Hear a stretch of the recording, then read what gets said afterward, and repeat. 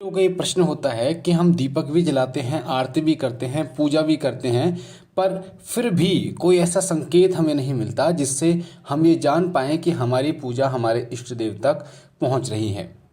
और ना ही कोई स्वप्न में उनके दर्शन होते हैं। घर में कलह रहता है, घर में आर्थिक तंगी इतनी बढ़ रही है कि पूजा पाठ करने को मन नहीं करता।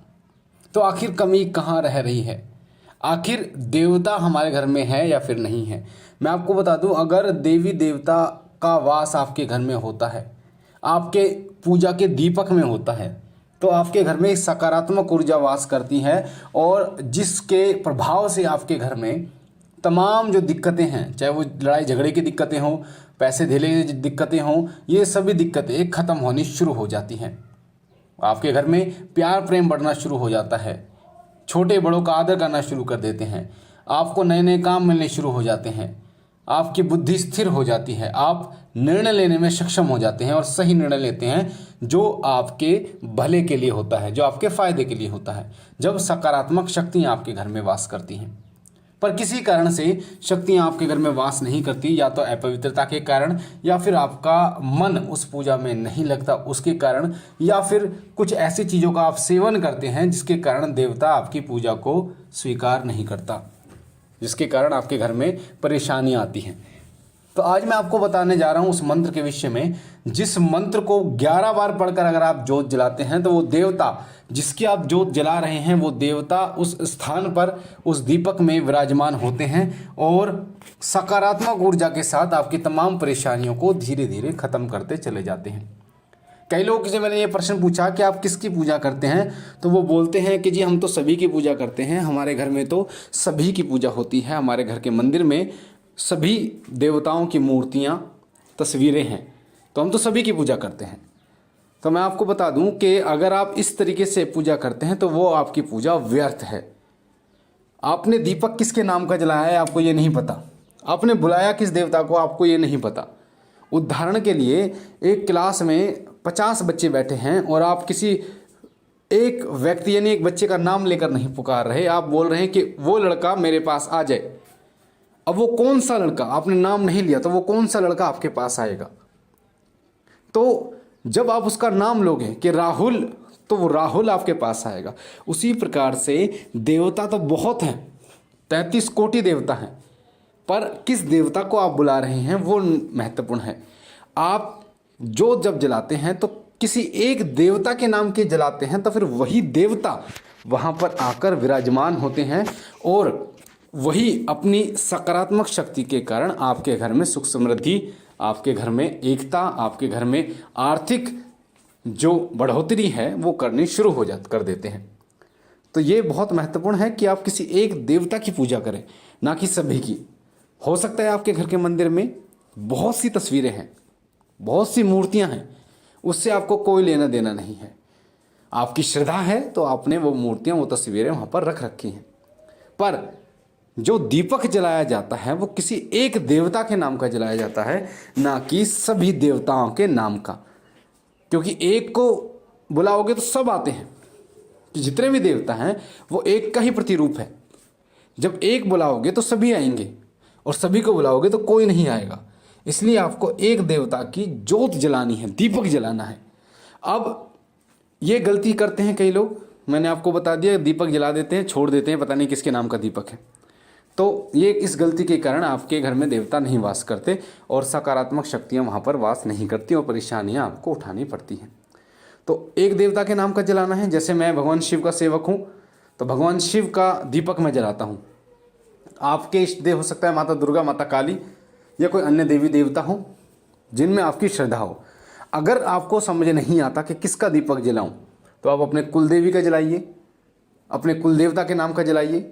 अगर आपको उनके नाम का भी नहीं पता तो जिस देवी में, जिस देवता में आपका भाव है, जो आपको पसंद है, जिनको देखकर आपके मन में स्नेह उत्पन्न होता है, प्रेम उत्पन्न होता है, जिनकी सेवा करने को आपका मन करता है, जिनको देखने का मन आपको करता है, उनके नाम का दीपक जलाइए जो आपके इष्ट होंगे।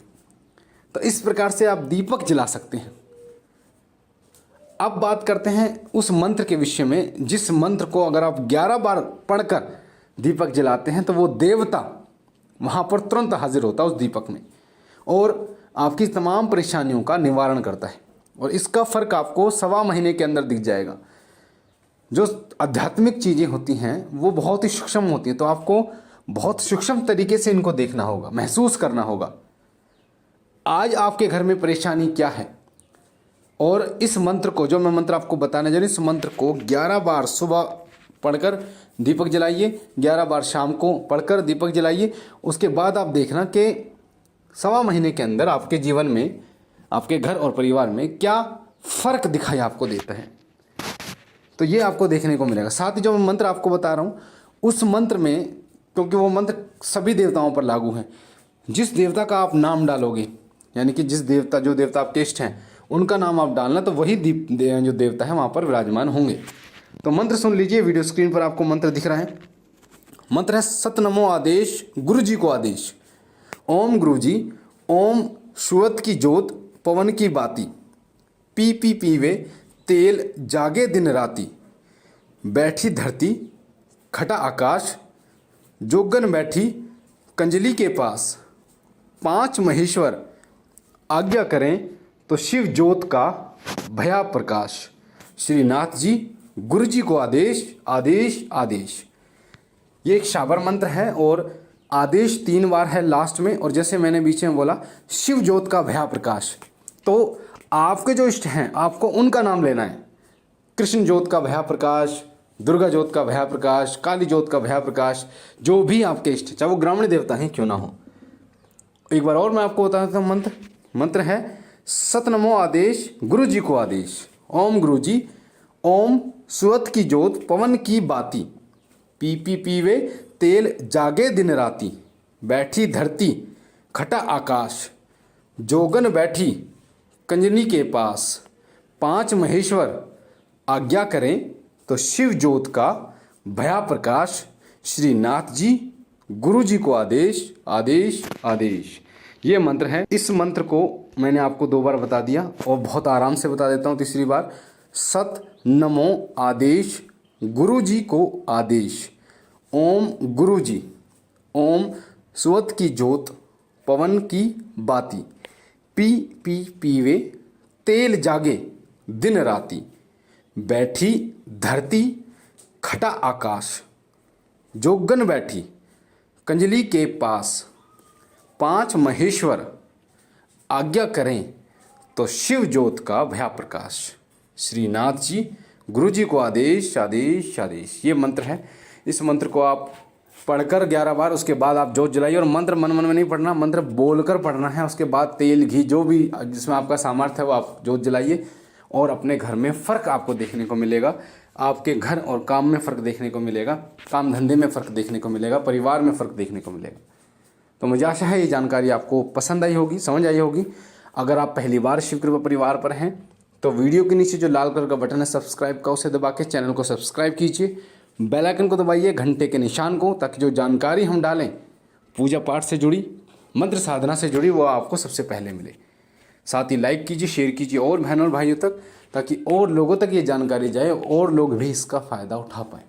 मैं बाबा भोलेनाथ से और आदिशक्ति महादुर्गा से विनती करता हूँ कि सदैव वो आप पर अपनी कृपा बनाए रखे, आपके घर और काम में बरकत दे, तमाम खुशियाँ आपकी झोली में डाले। हम मिलते हैं एक नई जानकारी के साथ, तब तक के लिए ओम नमः शिवाय, ओम नमः शिवाय, ओम नमः शिवाय।